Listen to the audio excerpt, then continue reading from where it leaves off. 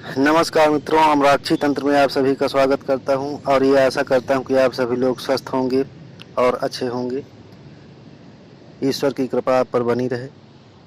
आज फिर से मैं उपस्थित हुआ हूं आप सभी के सामने एक नए टॉपिक को लेकर के और आप ही के जीवन से जुड़ी हुई ये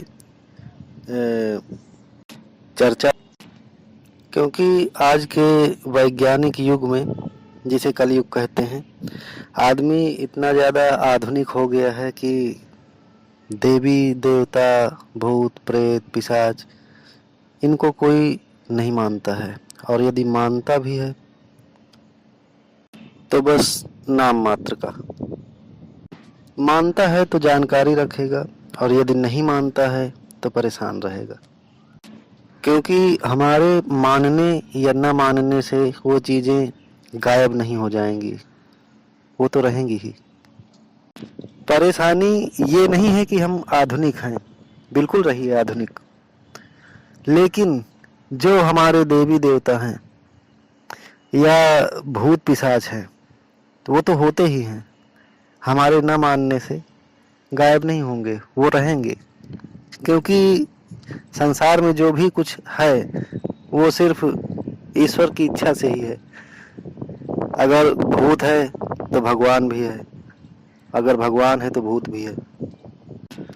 और न मानने के कारण ही पैशाचिक शक्तियां जो हैं अदृश्य होती हैं, किसी को दिखाई तो देती नहीं है, तो उनके लिए ये चीज़ और भी आसान हो जाती है कि जब आधुनिक व्यक्ति जो है देवी देवताओं को मानना ही नहीं चाहता है, न तो पैशाचिक शक्तियों को मानता है, तो उनके लिए ये काम और भी सरल हो जाता है। और यही कारण है कि आजकल जो है तंत्र मंत्र, जादू टोना, पैशाचिक शक्तियाँ, इनका विकास या ये कह लें कि परेशान करना सबसे ज़्यादा शुरू हो गया। और आज घर घर लोग जो है परेशान हैं और धाम की पेशी करते हैं, जाते हैं वहाँ, घंटों इंतज़ार करते हैं, एक एक दिन, दो दो दिन, तीन तीन दिन नंबर आने के इंतज़ार में रहते हैं, या पहले छोटे छोटे तांत्रिकों के पास जाते हैं तो वो पैसा जो है दूध की तरह दूह लेते हैं।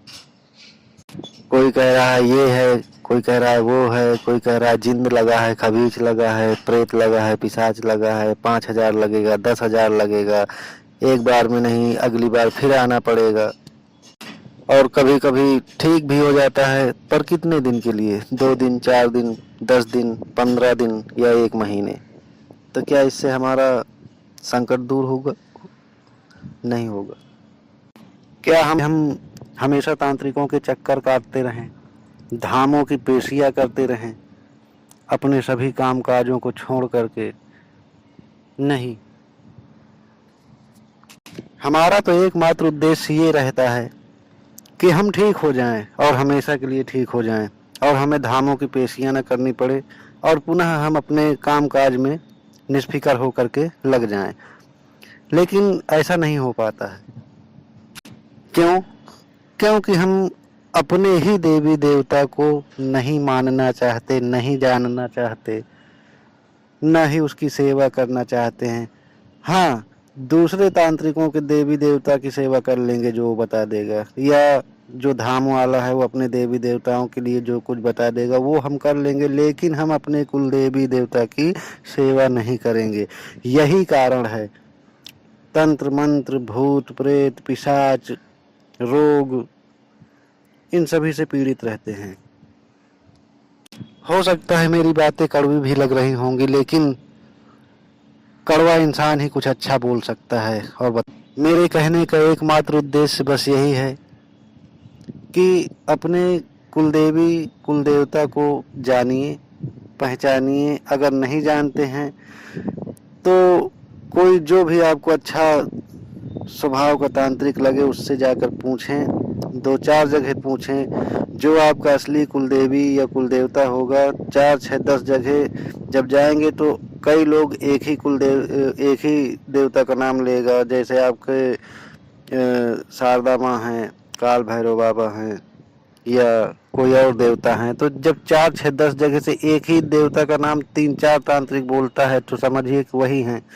और उनकी पूजा आराधना करना जब शुरू कर देंगे, उनको मानने लगेंगे, समय समय पर उनका भोग प्रसाद जो है जब देने लगेंगे, तो आपके संकट धीरे धीरे धीरे धीरे करके कम होने लगेंगे। मेरा मेन उद्देश्य यही है कि आप अपने कुलदेवी देवता को जब जानने लगें, क्योंकि कुल देवता ही एक ऐसा देवता होता है जो संसार भर से आपकी रक्षा अकेला कर सकता है। बाकी और कोई तांत्रिक के देवी देवता या तांत्रिक आपको हमेशा के लिए सही नहीं कर सकता है। ये बात अगर झूठी हो तो आप अपने अंतर्मन में झांक करके देख लीजिएगा। यकीन मानिए, जिस समय से आप अपने कुल देवता को जान लेंगे या जानते हैं तो उनकी सेवा करना शुरू कर देंगे। जो उनका भोग प्रसाद है, अगर नहीं पता है तो कहीं किसी जानकार व्यक्ति से जाकर के पूछ लीजिए कि इस देवता को, ये हमारा कुल देवता है, इसको क्या क्या भोग प्रसाद लगता है। अपने पूर्वजों से पूछिए कि हमारे पुराने समय में हमारे पूर्वज लोग ये हमारा कुल देवता है तो इसको कौन कौन सा भोग प्रसाद लगता था। सादे में चलते थे कि उसमें चलते थे, जीव में। तो उसी प्रकार से आप जब करना शुरू कर देंगे तो आपके संकट कटने शुरू हो जाएंगे। और यदि आपको कुल देवता सिद्ध करना है तो आपको ज़्यादा कुछ भी नहीं करना है। आप सुबह नहा धो करके 1 लोटा जल अर्पण कीजिए, सूर्योदय से पहले या सूर्योदय के बाद। सूर्योदय से पहले ही सबसे ज़्यादा उत्तम माना गया है और पावरफुल माना गया है। 11 दिन या 21 दिन की साधना कीजिए। साधना का तरीका मैं बता दे रहा हूँ। सबसे पहले आप संकल्प लीजिए। संकल्प लेने का तरीका ये है कि हे कुल देवता, जो भी आपके कुल देवता का नाम है उनका नाम लीजिए। जैसे कि मान लीजिए कि हनुमान जी हैं, तो हे हनुमान जी, मेरा नाम ये है, मेरे माता पिता का नाम ये है, आप हमारे मालिक हो। हम आपको ही गुरु मान करके आपकी साधना करने जा रहे हैं। 21 दिन की या 11 दिन की, जितने दिन की कर रहे हैं उसका संकल्प लीजिए। हाथ में जल ले करके, हमारा ये स्थान है, इस गांव का नाम, अपने गांव का नाम या अपने शहर का नाम लीजिए। हम इस गोत्र के हैं, हम इस जाति के हैं और हम 21 दिन, मतलब मैं 21 दिन की ये साधना आपकी करने का संकल्प ले रहा हूँ और कृपया करके आप इस साधना में जो है सिद्ध होइए। और जल को अपने सामने ही वहीं छोड़ दीजिए। सामने अपने कुल देवता की फोटो रख लेनी है। अगर देवता हैं तो फोटो के नीचे गेहूं बिछा दीजिए, यदि देवी हैं तो चावल बिछा दीजिए। 21 दिन के लिए है या 11 दिन के लिए तो अखंड ज्योत जला लीजिए। पूर्ण रूप से ब्रह्मचर्य का पालन करिए। यदि संभव हो तो उसी कमरे में सोना है, यदि संभव नहीं है तो फिर दूसरे कमरे में भी जा सकते हैं, पर पूर्ण रूप से ब्रह्मचर्य का पालन करना है। जमीन में सोना है, तकिया नहीं लगाना है। अपने काम स्वयं करने हैं। तेल मसालेदार, गरम मसालेदार चीज़ें नहीं खानी है। लहसुन प्याज का प्रयोग नहीं करना है। साधना के बारे में किसी को भी नहीं बताना है। कमरा आपका एकांत हो, जहाँ कोई चहलकदमी न हो, शांत हो। रुद्राक्ष की माला ले लीजिए। अब संकल्प लेने के बाद आप जो है 1 लड्डू जो है उनके सामने रखिए। 2 लौंग लीजिए।